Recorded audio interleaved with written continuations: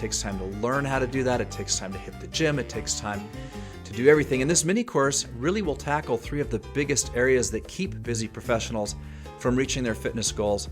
And it includes the 3 steps to fix a broken diet, how to stay in shape when you're busy, including a really sweet minimalist workout, and finally the all-important power of sleep and important tips on how to get more sleep. We all know that that's kind of the overlooked secret of health that a lot of people ignore to their peril. So go to Dairobi.com. It's advertised right there on the home page, and get the mini course. I think you'll really like it. It won't take very long to read, and yet it is packed with really great actionable information. And now on with the show.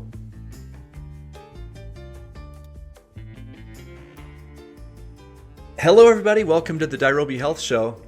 I've got Jonathan Simos. And Jonathan, am I pronouncing your last name correctly? Yes, that's correct. Simos. It's a Greek, Yes, right? It is, and actually, to be honest, it's funny. I have cousins in New York who pronounce it Simos, but then my immediate family here in Florida says Simos, so I don't even know which way is correct, to be honest. But if I say Simos, you're just fine with that. That is perfect. Sounds great. Jonathan has a certification in applied functional science from the Gray Institute with a performance enhancement and a hybrid certification in progress. He's gained a lot of experience in the industry working with various demographics throughout gyms in California. He's hosted a Camp Gladiator outdoor boot camp and actually done several of those. Also been an Orange Theory coach and done heart rate based training classes and obstacle course boot camp classes in functional facilities. I've looked forward to this interview because I love all this stuff. Jonathan, thanks for coming on the Dairobi Health Show today. Thank you. I'm honored to be on the show. So give us a little bit about your background. We already discovered that you have Greek origins. Tell us about that. Were you born in Greece and moved here, or how does that work out? No, I was born in Sarasota, Florida, but my father is from Greece, and so most of my family on my father's side is over there. And my mother is American, but she's Greek American. So I have it on both sides. And tell those of us, what does that mean, having Greek heritage? Well, there's different factors. Like if you see my big fat Greek wedding, you'll know that family is very important, and everyone's very animated and loud, a lot of energy, good food. So it's very close-knit community typically. I love it. And for those asking why I'm prodding him on this, it was included in Jonathan's bio. And so this is an important part of his story. And thanks for spending a minute on that. And then I thought you were from California, but you were in Florida. I guess you spent some time in California. Yes. In my last relationship, my last girlfriend was a travel nurse. And so we lived in Los Angeles for 4 months, Austin, Texas for 3 months, and then back in California and San Diego for 9 months. And so within that time frame, I worked in the gym and started training clients on the side. Had a lot of experiences with traveling and road trips. It was a nice experience. And now you're back in Florida. Yes, back in Florida, back in Sarasota for now. Just staying busy, working on different things for sure. It's good to be back. Okay. And one of the things you talk about as I went through your social media and your bio and what you've done in your life, one of the things you're big on is training with a purpose. Talk to us about that. What does that mean? Yes, training with a purpose is not only finding an underlying deeper reason for physical training, but also having a short-term goal in mind. Because most people, they don't train with any purpose or any short-term goals. They just go to the gym, and a lot of people don't even have the direction, so they're not even sure what to do in the gym. And so there's such a lack of motivation. It's hard to maintain motivation and consistency if you don't have an underlying purpose. So by purpose, I mean finding a deeper reason. So everyone knows the health benefits. Actually, I'll start with the health benefits. So there's actually a quote before I get to that. John J. Rady, he wrote a book called Spark, the Revolutionary New Science of Exercise and the Brain. And my favorite quote from the book is, exercise is the single best thing you can do for your brain in terms of mood, memory, and learning. The single most powerful tool you have to optimize your brain function, as it has a profound impact on cognitive abilities and mental health.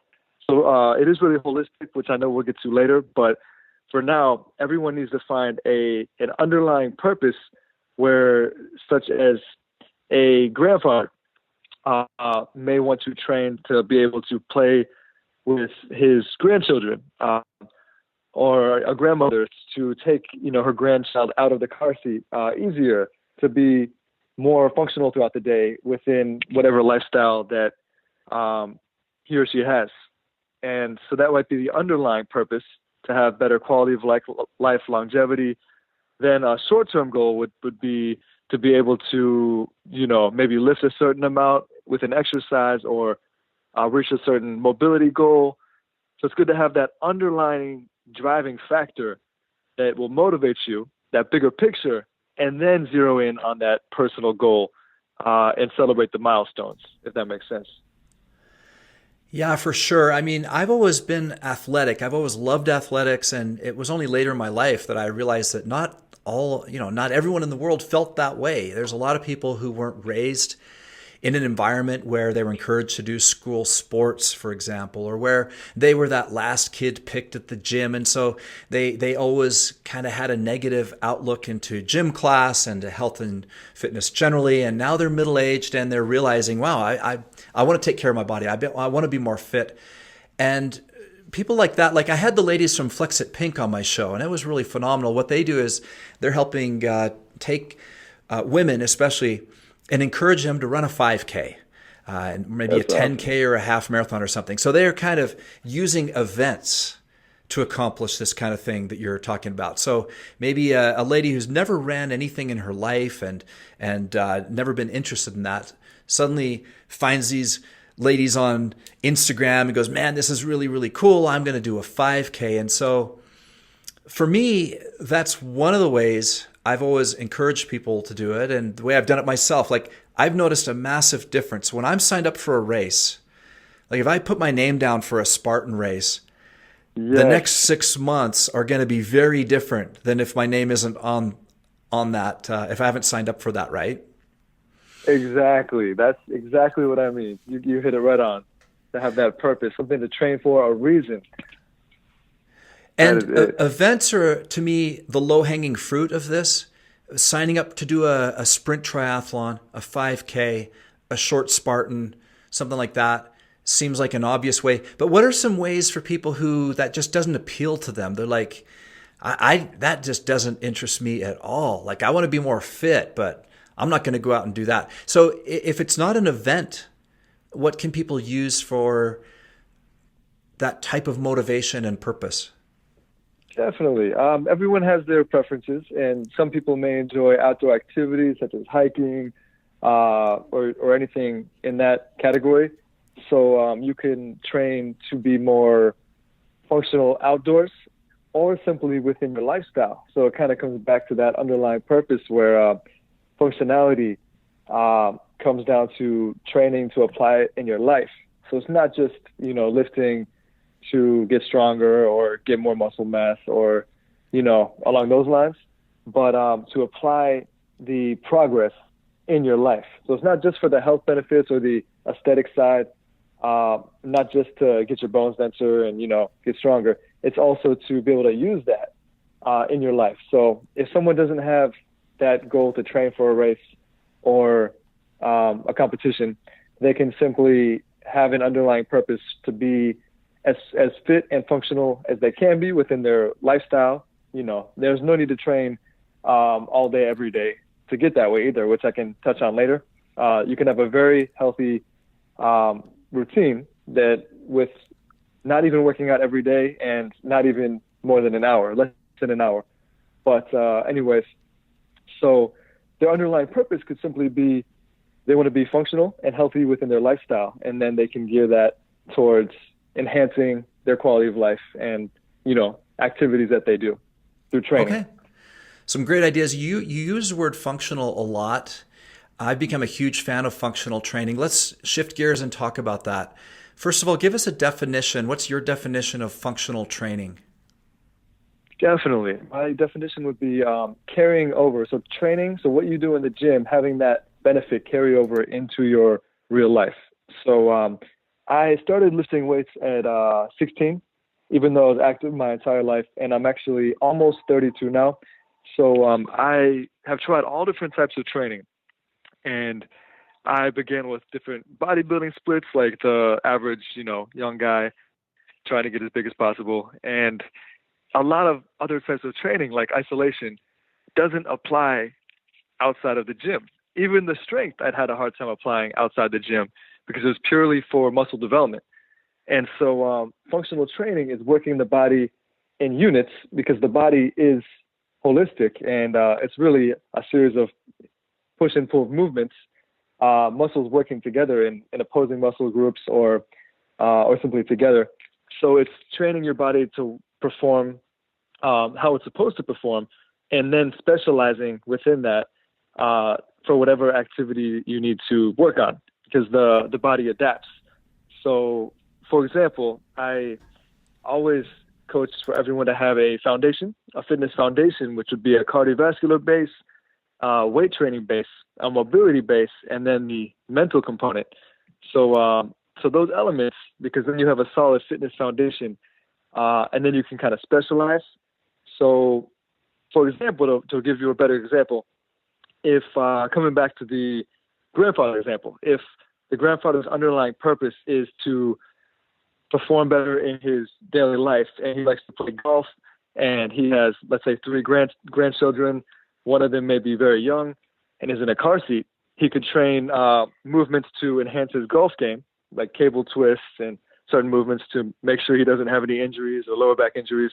So enhancing his golf game, but also training movements such as picking up his child out of the seat, so strengthening a rotation, certain muscles that he could use in his daily life. Of course, that's after he has the base, because you can't just work some muscles. You have to work full body to prevent imbalances. So I'm just saying to specialize slightly further in certain areas. That's all. Okay. But functionality is to apply in life. I love it. And I am a grandfather. And let me just tell you, one of the kind of fun things I have going on with my grandkids is I try to be able to put them between my feet and do pull-ups for as long as I can. Now, as they get older, that gets harder. That's awesome. And, I like that. But it's kind of a fun thing. My granddaughter's coming up from Texas for Christmas here next week, and we'll see if Grandpa can still put her between my feet and get to the top of the bar. That's awesome. That's good. That sounds like you're very active. I am very active. I love this. I mean, this is what I do, and it's like on my last interview, I talked about how long ago I had a goal of being young with my kids. I wanted to be that dad that if our boy was in Boy Scouts and they had the 50-mile hike, I wanted to be a dad who went, not the one who said, I really can't do that. So I've always wanted to be prepared for whatever I could do as a father. Well, guess what? As life goes on, now I got grandkids and I got the same goal. I want to be as young and healthy with my grandkids as long as I can. So all this stuff, you keep talking about grandfathers. Well, that's me. I'm all about that. Good. No, I'm glad to hear that that resonates with you, because it's so true. And strength and mobility and this physical fitness overall can be maintained, well into older years. It's just people have a mentality, previous generations where they may have not worked out or been active, and so they might not see the benefit of that. But now we're starting to see older generations, being very active well into their 80s, even 90s. So fitness is definitely very important, especially in maintaining, quality of life and activity, for sure. Absolutely. Now, I want to tell you a little story, and then I'll have you comment on it, because you mentioned 3 things: strength, cardio, and mobility. Well, you mentioned 4: strength, cardio, mobility, and mental strength. Now, for 8 years of my life, I did triathlon to stay in shape. Running, biking, swimming. I thought, well, these are really great activities. What's more foundational and fundamental than running, biking, and swimming? And I did that, and it was really rewarding. And I did some big races, and I did a lot of races. And I always was training with a purpose because I always had a race coming up. I did like 6 to 8 races a year. Oh, But wow. I transitioned from that to CrossFit. And when I did that, I suddenly was slapped in the face with the lack of mobility I developed in 8 years of endurance training. I did not realize that I couldn't do a squat without my ankles coming up off the floor. I couldn't go deep. My shoulders were very inflexible. Basically, I thought I was in really terrific shape, but I wasn't balanced at all. I had lost my mobility. I'd lost a lot of upper body strength. I couldn't do very many pull-ups, for example. I couldn't do very many push-ups. So I had cardio. I could go forever. I could do long races. I could get on my bike and ride for hours. That I developed. But what I'd let go was the mobility, and it took me literally a few years to get it back. So for those people listening who don't want to go through that experience of losing all their mobility, so first of all, I tell the story because I want to motivate people to not go down that path, to make sure mobility is part of the deal. But for those people who are interested in this aspect of adding mobility into the routine, first of all, why don't you define mobility? First of all, let's get a definition of what it means. And then let's talk about how grown-up people who maybe have not been working on mobility for a while can develop it. Definitely. Well, mobility would be simply the ability to move a limb through a full range of motion. So being able to basically move to your body's full capacity. So if someone has, there's different factors that might limit this. If someone has certain tight muscles, it'll definitely limit their range of motion or joint, dysfunction. But before I get further in that, the most common reasons are common distortion patterns, common imbalances. So when we sit a lot, our hip flexors get tight. And then when our hip flexors get tight, it turns your glutes off. And then it leads to, makes you more quad dominant. So your quads try to take over. And so then it really makes working your legs out more difficult. It makes squats more difficult. And when you do a lot of distance running or distance events, they're great, but as long as you're balanced. If you're just doing that distance, that steady state, or mostly distance, your stride will shorten. You can always tell a distance runner by the way they sprint, because they won't have a nice wide open stride. It'll be a very short stride because they'll get used to that range of motion. And so distance runners the body adapts, and so distance runners will tend to shorten their stride and have certain things such as you mentioned. If you don't do weight training, you'll lose upper body strength and muscle mass. So it's not a bad thing to specialize, but you can also maintain the mobility side and maintain most of the strength. So you can have balance is what I'm saying. And you're starting to see that now with certain hybrid athletes. So for the everyday person who isn't training to be an athlete, or actually regardless if they are or not, you can maintain mobility through dynamic exercises, some flexibility drills. So my favorite, I learned this base when I was in California. I was shadowing the manager of a gym, and he had like every certification imaginable. This guy was awesome. His name was Frank, awesome guy. He put together this warm-up that involves foam rolling 3 places. So foam rolling your soleus, which is a muscle under your gastrocnemius, your lower legs, underneath your calves. You would foam roll that because that would often get tight. And that's actually called your second heart, because when you contract it, it helps return blood back to the heart. And so interesting. If you Google that, it's called your second heart. But anyways, that would get tight. So by foam rolling, you can help lengthen that muscle and also work out any kinks, get more blood flow in there. Piriformis, which is a triangular muscle under your glutes. And so that's this little triangular muscle under your glutes would often get overactive, especially when people sit a lot. Because when people sit a lot, your hip flexors get tight, as I mentioned, your glutes turn off, and your piriformis is synergistic to your glutes, so it tries to help out your glutes. So if they're turned off, it's going to try to overcompensate. And so then it's just harder to work your glutes out. But also, if it gets overactive and hypertrophied, it can cause sciatic pain, because your sciatic nerve goes through or under, And so by foam rolling that, it helps you activate your glutes more and, helps potentially prevent lower back pain. So foam rolling piriformis was the second one.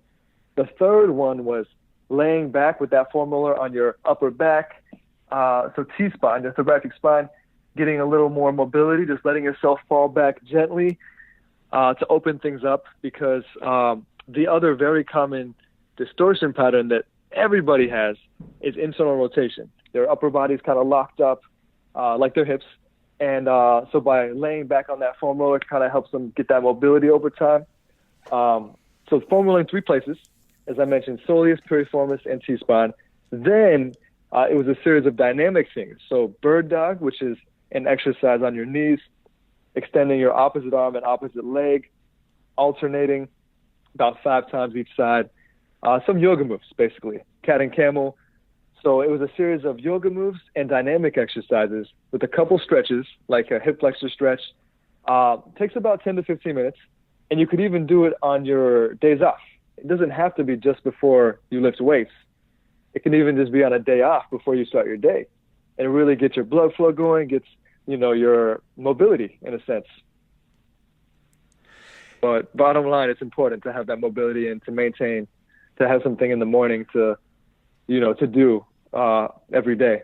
Love that. I love that. I've added a routine into my workouts where I have mobility in there every day. These ones you've mentioned are great. It reminds me I better pull out my foam roller because I kind of let that slide. Implementing the yoga, I love yoga, and I do yoga. I sometimes go out to yoga class. Sometimes I just put on a YouTube video. Adrian is the best. If those of you listening, if you want to just do yoga and keep it real simple, Adrian's channel on Yoga with Adrian, I think it's called, on YouTube, is the bomb. She's got like 300 different types of yoga sessions. But you know what I found out, Jonathan? I'm sorry, have you haven't heard of Adrian? No, I'm a little familiar. Okay. Yeah. It's good. But you know what I realized, Jonathan, is half the time as I'm going through yoga, I'm waiting for like those favorite moves that I really, really like. And finally it dawned on me, I don't have to spend half an hour getting to those moves I really, really like. I can just do them. I can just add in those ones I really need. For example, I'm really flexible and have good mobility in some areas, and there's other areas that are weakness. And I realized that I was kind of wasting time by spending, say, 40 minutes doing a yoga session in which what I really needed was 5 to 10 minutes of work on the right parts where I just needed to work. Yeah. You know what I mean? That is perfect. I like that. Very true. Yeah, and those specific exercises you gave, that was awesome. I know you have a YouTube channel. Do you have this detailed out in any of your videos or anything? I do. I do have some of that in my my YouTube. There's different sections because I have the entrepreneurial side I'm working on building with launching each business venture. But one of my business ventures, yes, you can find that stuff in the functional training advice section. But one of my business ventures that I'm focusing on now is one called New Exist, which is functional training paired with fitness education. So I'm finishing up a package, an online program where it's going to be a lesson, so a functional training session with a little bit of education for the client to read prior. So twice a week for 3 months. So after the course, they would feel comfortable in their knowledge and fitness foundation to work out on their own at the gym, to take fitness into their own hands. And it's almost done. The goal is to launch it originally it was for the holidays, but now by January. So for everyone to stay tuned for that. Okay, we'll put a link to that in the show notes for those of you listening. And this recording, by the time we publish this recording, that should be about that time frame. So those of you listening ought to be able to go to that website link. We'll put it on the show notes at dairobi.com. Now let's move into another area that you're excited about, and that is the holistic nature of exercise. You alluded to it earlier with the quote that you gave. So what does this mean, and in what ways is exercise holistic? Exercise is holistic because your mind and body really are one. And even since the beginning of the fitness industry, we've only focused on the body. But the mental aspect is so powerful that it can affect training. For example, if everyone knows that when you're not in the right headspace, if you're overly stressed, you're not going to have the workout. You're not going to be able to lift if you're training as an athlete in a strength sport. You're not going to be able to lift the same weight. It's such a powerful factor. And also, you can literally energy shift where if you're in a bad mood, you feel low energy. And then, we've all had this experience where something happens or you find out great news, and then all of a sudden you have a burst of energy and you feel amazing. And so it literally is, there's so much of it is mental. And I have a good friend of mine. He actually teaches mental performance in the United States Special Forces. And I'm supposed to catch up with him in about a month. He's in North Carolina. But we were talking about this recently, and he was giving me all of this insight. And it's amazing how influential that is. So my concept of holistic training is not just working out the body as a unit in the push-pull series of push and pull movements, which I'll list, but also working out your mind with mental exercises, visualizations. So it actually starts with your why, what we spoke about earlier, having your training purpose, understanding your reasons, looking at the big picture, planning that goal, and then sort of clearing your mind. So a little meditation before visualizing the aspects of the workout, the most challenging parts, and getting into it. So the mental side is just as important, if not more, than the rest. It starts with that. Oh, and actually one more thing. They've done studies where one group would just visualize, let's say take basketball, for example. One group would visualize doing free throws. The other group would actually train doing free throws, and they would both improve. So the group that didn't physically ever throw a basketball during that time frame of the study still significantly improved simply by the visualizations, because the mind can't perceive what is reality. To the mind, a visualization is just as real as reality. Yeah, that's really interesting. As you talk about this, I recently finished a book called The Untethered Soul. Have you ever heard of it? Oh, yes. I was recommended that book, but I haven't started it yet. I got to tell you, it is an amazing book. I read it twice. I finished it and I loved it so much. I actually got the audio version. I read it first, then I got the audio version. And on a trip to Colorado, I listened to it on the way there. Phenomenal. But one of the things that was really interesting in that book, it tracks well with what you're saying. I'm going to tell you the little story and then have you comment on it. But the guy gives the analogy of a young man deeply in love, got this perfect girlfriend. He thinks they're going to live their lives together and have babies and all that stuff. And she breaks up with him.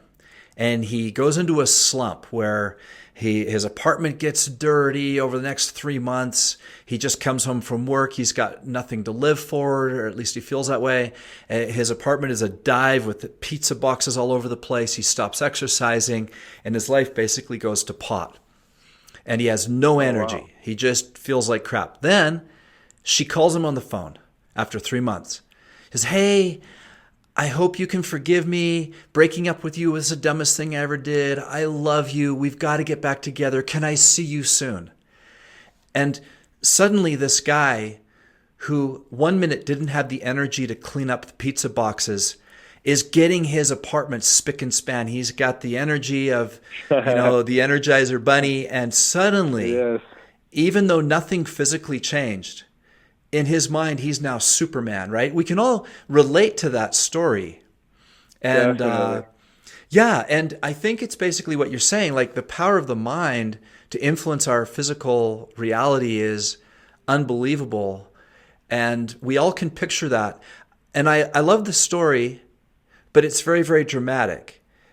And the thing I wanted to have you comment on is you're tapping into the same power. You're talking about the same type of thing, but not all of life is so dramatic as having a major breakup and reunion. And so what are some practical ways that people can tap into that energy that's just right there below the surface, ready to go, except maybe covered up with, if not a major breakup in our life, some type of stress or some type of negative thing going on that keeps us from having these really great workouts and having really terrific energy and being at our best? Definitely. That's actually, everything sort of comes together perfectly where I feel like everyone should have that time, even if it's 5 minutes before beginning their warm up to get their mind right and look at the big picture and be grateful, because gratefulness really does change your brain and change your mindset and your energy, and clear your mind and be able to focus on what is coming up, because it really does all come together. Your thoughts affect you on a cellular level. And so most people don't even, they go to the gym, not even thinking about getting focused. They might have things on their mind, and they literally just walk in the gym and try to get started. And if you think about it, everything we do, is habits and routines, but it's preparing for, if you're going to bed, you brush your teeth. If whatever you do, there's maybe one or two things or a series of things you do prior to it. So if you're going to work out, you should clear your mind, have your goal. There's certain things that should be prepped, certain habits that you should have prior to just jumping into working out, like you warm up. So this should be a part of everyone's warm up, to do the mental side, the clearing your minds, thinking about something you're grateful for, that you're exactly where you need to be at this point of your life. So the big picture, and then zero in with their purpose for training and then their goal. And all right, I'm going to go in and do this, have a great workout. And they'll notice their energy will be much higher as opposed to just walking in and trying to get it done. Because a lot of people approach the gym as, oh, let's just get it over with. But it's much more than that. It's much more enjoyable. And it could be, freeing. It can be an escape, not in a bad way, but just allowing you to get in that zone, which is very beneficial for the mind and body. Oh, okay, so before your workout, are you sitting down and doing a brief meditation, or what exactly are you doing? Before my workouts, I typically I'll get the foam roll, I'll get everything set up, and then I'll just sit there for a little bit, or on the way to the gym, I'll even start this process. So thinking of big picture, I got plenty of rest last night. Not that should affect the workout, but just thinking about, I'm ready for a great workout. Everything's great. My underlying purpose, I'm training to inspire others to break down self-imposed limitations as a lifetime drug-free athlete, and also to provide credibility for my venture. So I have this deeper underlying purpose. And then my goal is to train for an upcoming competition that's coming up in about a month. And I want to try to place in it this time, which I should be able to with the training that I've been doing. So that's my underlying purpose, and then my short-term goal. And then I'll spend a minute and just kind of clear my mind and get focused in and visualize what I need to focus on. So with me, my hip mobility has always been a weakness. So I would focus on deadlifts and squats, really perfecting that to enhance performance. And if I'm working them that day, for example, and then I get in, start warming up, nice and focused, and really start getting in that zone. But by doing these steps, it makes it easier to get in that zone. Most people don't get in that zone when they go to the gym. And I'm talking about that mental state that, Olympic athletes get in, that zone of focus where everything gets shut out and just zoned in, because that's very beneficial for, as I mentioned, the mind and the body. And so if people can learn how to tap into that, not only will their performance go up, but also that can apply, that level of focus and intensity can, apply to other areas of life. Like everything comes together in the end. That also applies towards the self-imposed limitations, in another aspect. But my point is everything comes together. So this all helps you outside the gym as well. It's interesting stuff. I like how you're keeping it kind of simple and informal. So you're walking through this mental checklist in a sense. You're going through your purpose, reviewing why you're training. But like you said, you could even do it on your way to the gym. It's just the difference between, maybe someone else is just listening to the radio on the way to the gym, and you are mentally preparing your mind on the way to the gym so that you're ready to be in that training zone when you get there. Yes, it does help you have a much better workout. For example, imagine, having a conversation on the phone, and I've been there, but being on the phone up until you start the workout, like even walking in the gym, trying to warm up, while you're finishing a conversation with a friend or family member.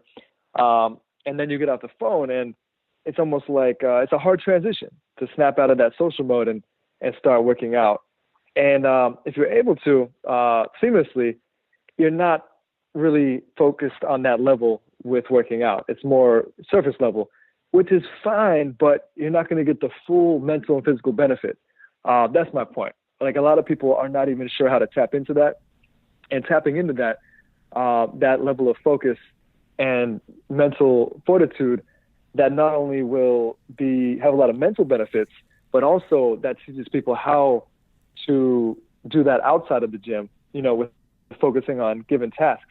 So I love the gym because it's symbolic. It's so symbolic of life. The level of intensity that, one can train in the gym, not saying you have to go all out, but I'm just saying having your mind right and focusing and getting it done, that can be applied outside of the gym. And it makes you more mentally resilient, increases mental performance. So it all comes together. It really, truly all comes together.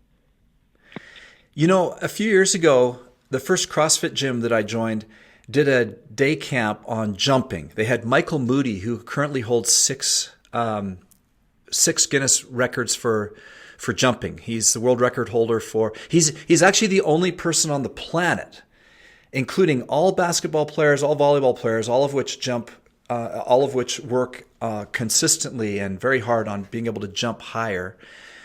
He's the only person on the planet that can jump on a platform higher than his head. So wow. No one else can do that. Well, anyways, I did a day-long boot camp with him. It was super fun.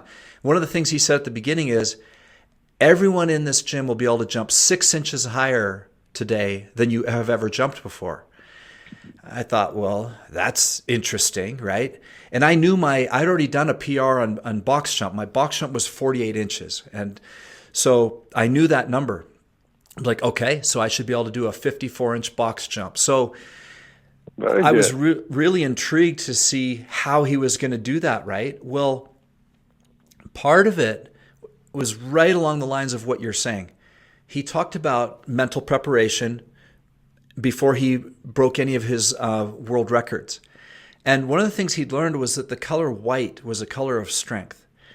And so he had this habit of finding a whiteboard or a white wall and looking at it and visualizing himself achieving his goal. So he pictured himself on top of the jump or over the bar, whatever the jump was that he was doing.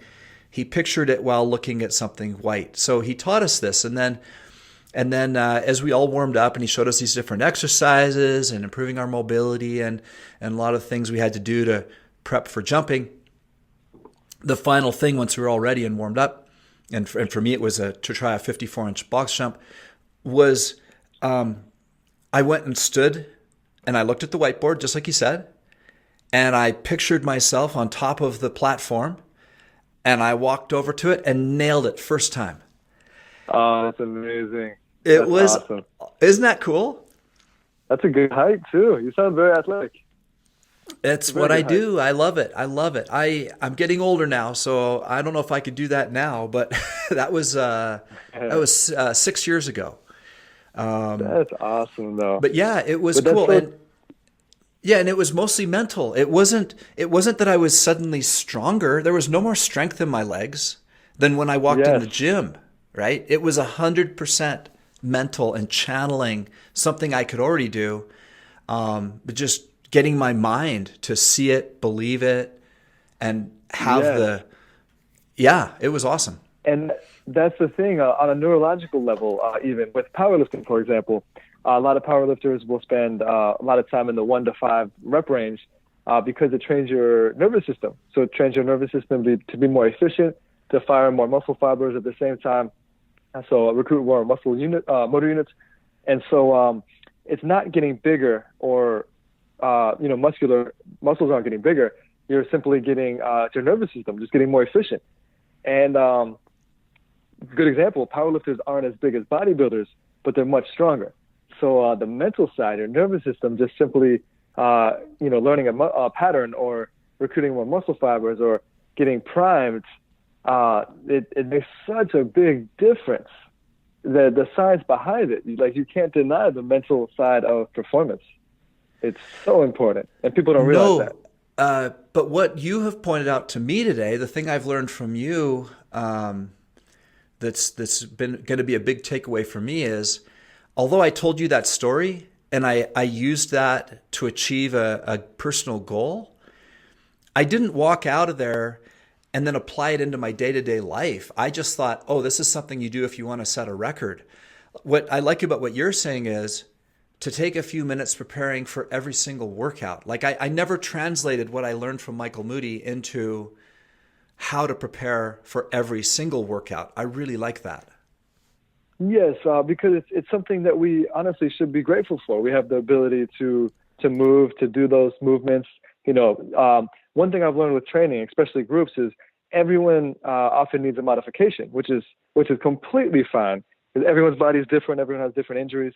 But my point is that someone might have a knee injury, and so it's hard for them to do like a reverse lunge or a squat. Some people might have a shoulder injury where it's hard for them to do, a full range of motion overhead press. But my point is to be grateful for having the ability to work out your body, within those parameters, to move freely and experience that. Like, it is something to be grateful for and not taken for granted. So a lot of people forget that. I love that. Well, Jonathan, this has been great. You've given us a lot of great tips and ideas. You got your new website coming up that we'll give a link to. Is there any thoughts or ideas you have that you want to share with us before I let you go? Yes, I would just mention a lot of people feel that they have to, when they do weight training, split it up into sort of like a bodybuilder split, and that stems from a lot of misconceptions. To make it easy, nice and efficient, nice and simple, taking everything that I mentioned, when you get to the gym, you could work out full body 3 times a week in a series of movements where you could literally do a horizontal push, so one chest exercise, horizontal pull, so one back exercise for upper back, a vertical push for shoulders, a vertical pull for the biggest muscle in your back, lats, elbow extension, which would be triceps, one exercise, elbow flexion, which would be biceps. So opposing muscle groups here is the common theme. Push, pull, push, pull, push, pull. For your core, it does a flexion, a rotation, and an anti-rotation, but you could literally do, let's just say, the flexion most of the time. So one exercise for that, or a cable twist for the rotation. And then maybe 2 exercises for legs, because legs are either hip dominant or knee dominant. But my point is you could have a full body workout doing 2 sets, 12 to 15 reps. 2 sets is sufficient, especially in the beginning. 1 exercise for each movement, and you're out within 30, 45 minutes. So even doing the proper warm-up and stretching after, you're out within an hour. And then eventually you can throw in a 3rd set, but literally 1 exercise for each of those is sufficient to get stronger and maintain that balance for the everyday person. So it could be much more simple than it has to be. I love that. And it totally makes sense to me. Yeah, absolutely. And the push-pull thing, again, that's something, back to my story about triathlon, what I did not realize I was doing to my body was, for example, cycling is all one way. You never cycle backwards. You're always running forward. In the swim, you're always pulling. There's never a push movement. This is part of what whacked me out with my mobility, is I was not doing the opposing movement to anything that I was doing. And that's what kind of led to me being very immobile. So this workout you just laid out, can you email that to me and I can put it in the show notes? I really like it. Definitely. I will definitely email it to you. But basically it's just the weight training. So not overloading the weights too much in a sense where weight training every day. We could just do full body 2 to 3 times a week, throwing in some cardio, 1 distance run for that steady state, 1 interval training day where you get your heart rate up, heart rate down. That's important for active recovery. So there's different types of cardio. And then 1 day could be more, sprint related for that explosive and high intensity. But those 3 types of cardio are important. For example, if you take a distance runner, as I'm sure you know, and you have them do, let's say, a marathoner with a very competitive time, so a great marathon runner, and have them do high-intensity intervals. So let's say 30 seconds on, 30 seconds off, they're going to have a very hard time with that. Because even though they're in exceptional cardiovascular shape, they're not used to that active recovery. And so it's good to have that base of all three types of cardio, the weight training within all rep ranges, and the mobility side. And you can have it all with literally less than an hour a day, or an hour, let's say 3 to 5 times a week. Love it. Including the cardio. So it depends on the lifestyle, you creating that in the lifestyle you want to live, basically, with your goals. Okay, well, this has been great. You've given us lots of actionable stuff, some great ideas, some pre-workout ideas, training with a purpose. This has been really good. Thank you so much for being on the show. Thank you, Dave. I'm honored to be on the show. It's been terrific. And for those of you listening, all of these notes and books we've referenced and Jonathan's new website, all those things will be at blog.dirobi.com. That's DIROBI.com. If you also just go to dirobi.com, you can click on the podcast and find it from there. So this has been Jonathan Simos on the Dirobi Health Show. And thank you all so much for listening. This is Dave Sherwin wishing you health and success. Well, thanks again for listening. I hope you enjoyed that as much as I did. And just a reminder that course, the mini course, Health and Fitness for Busy Professionals, is available for free download at dirobi.com. So check that out, DIROBI.com. We'll see you next time.